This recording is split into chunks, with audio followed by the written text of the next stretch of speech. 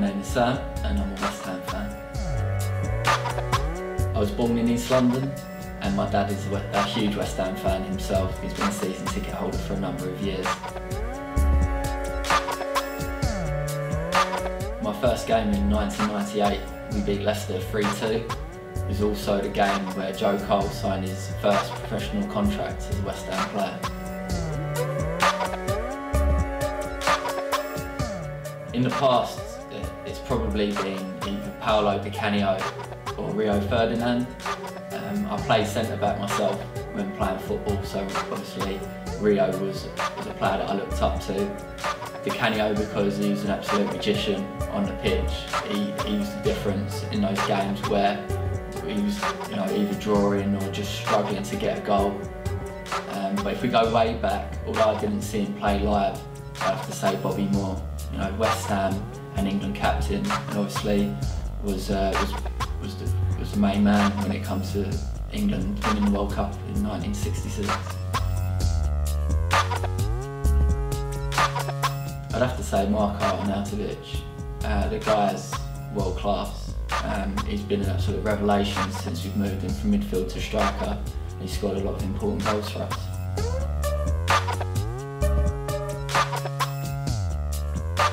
We never seem to beat a team consistently, but one that stands out would have to be Reading. Even in the Championship, they used to sometimes give us a hammering, so I'd have to say that.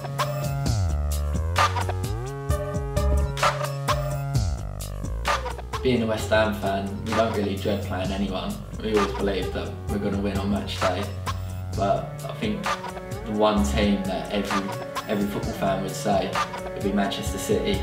So they've got an abundance of talent, spent huge money over the past couple of years, and have some fantastic players.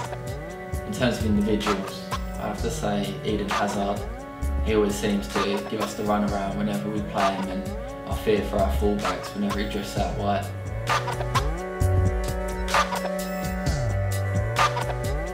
For me, I'd probably say Harry Redknapp. Probably a little bit of a different opinion compared to other West Ham fans, but I've met Harry personally and he's an absolutely fantastic bloke. He signed some great players at West Ham as well, especially in the late 90s. We did see a little bit of success under his reign in the Europa League as well, so definitely Harry for me.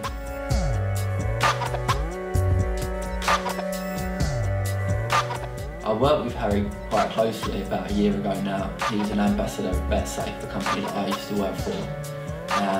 We used to always go for dinners together, and one story that sticks out in my memory is the time he was given a customised pair of golf shoes by one of his closest friends. His friend had embroidered the England flag on the side of them because he thought Harry was going to get the England manager's role. Unfortunately, later that day, Roy Hodgson was appointed as the England manager, so the shoes were a little bit useless. So his friend then in turn had a Spurs badge embroidered on the side as he was Tottenham manager at the time. And then a week later, Harry was sacked from Tottenham, so lightning struck twice for him on that one.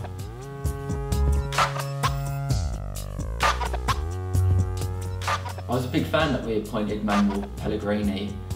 He's had a bit of a slow start to management at West Ham. We're yet to get off the mark in the Premier League, but that's included games, away at Liverpool, away at Arsenal, which you're not really expected to win. He's definitely added more attacking flair to the squad. It's just at the back we're leaking a few goals, but I do believe he's going to turn things around.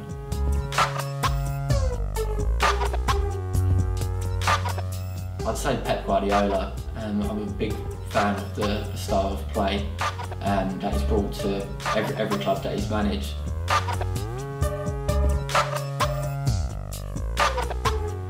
At the moment, we're desperate for a defensive midfield player, so someone in the mould of Sergio Busquets or Kante from Chelsea would be ideal to plug that gap.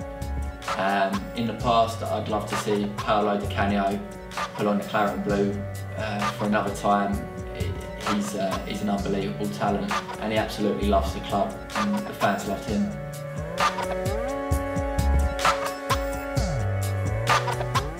I'd probably say Bucanio again. You know, not for just his goals and his work rate, but because of the affiliation that he had to fans, and that was passion on the pitch.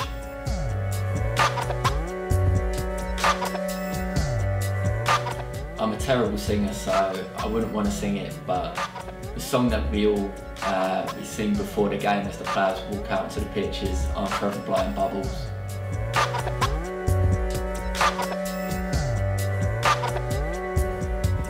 I think all West Ham fans have a slight hatred for Paul Ince.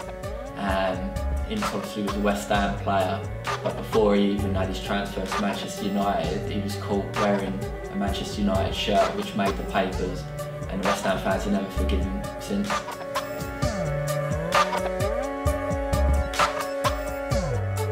In goal, I'd have Phil Parks. Right back, I'd probably have Sebastian Schemmel. He only was at West Ham for a couple of years, but in his first year he got Hammer of the Year. So I'm a big fan of Sebastian, and I've got a signed West Ham shirt by him. Centre backs, I'd have Rio Ferdinand and Bobby Moore. I don't think I need to say any more.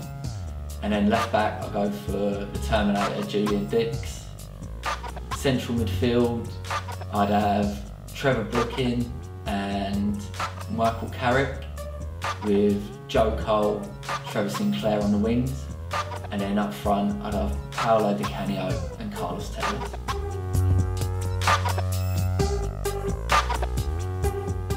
Our owners actually made their money from the porn industry. David Gold is still a majority shareholder in Ann Summers. You know, we've got 3 members on the board, which is Karen Brady, David Gold and David Sullivan. And David Sullivan and David Gold have took up the nickname to do that, I promise.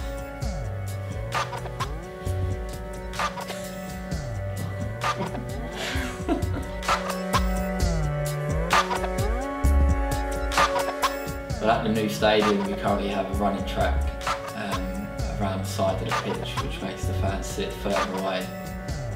Hopefully that will change in the future, but at the minute it's causing some issues. I don't think the players are necessarily getting that atmosphere, and you know, at Upton Park it was such a smaller stadium where, you know, if the player was taking a corner you could almost touch him, and it just feels a little bit distant away from the action, really.